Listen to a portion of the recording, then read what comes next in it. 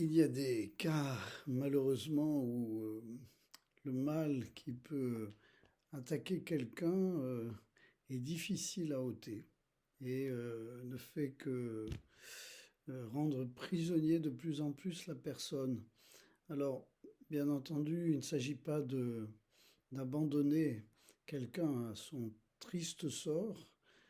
Et le chapitre 28 de la règle de Saint-Benoît montre à quel point, au contraire, il faut s'investir au maximum jusqu'au bout pour accompagner la libération de quelqu'un qui se trouve prisonnier de lui-même. Et donc, ce chapitre 28 revient encore sur le fait que le père abbé et les autres moines mais en particulier le responsable de la communauté, se trouvent en position de médecin, avec tous les moyens possibles pour essayer d'extirper ce qui gêne la liberté de celui qui est touché.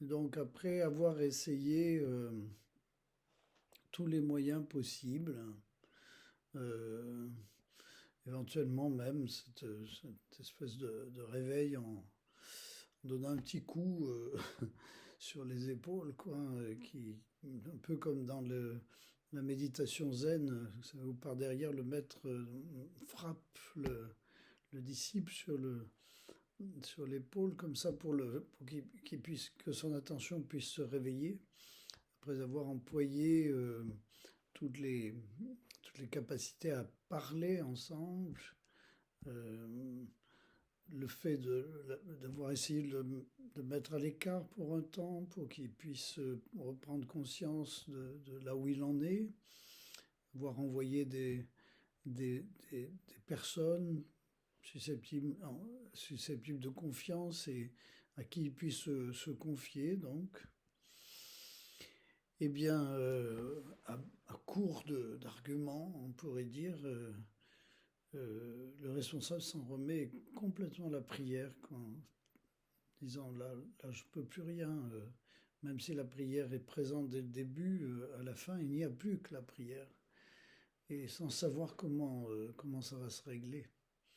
C'est dire d'ailleurs comment dans la communauté de Saint-Benoît, il y avait des situations qui pouvaient être graves et que Saint-Benoît évoque donc. Et ces situations graves ne sont pas réservées à des époques exceptionnelles où tout irait mal, non, c'est de tout temps que le mal fait son œuvre. Et donc si tout ça, malgré tout, n'arrive pas à faire changer d'attitude celui qui est prisonnier de son mal, alors il faudra penser, c'est ce qu'envisage Saint Benoît, hein, au retrait de la communauté. Parce que sinon, l'infection pourrait s'étendre, quoi. Donc, là, il y a là une douleur, évidemment, qui est très grande.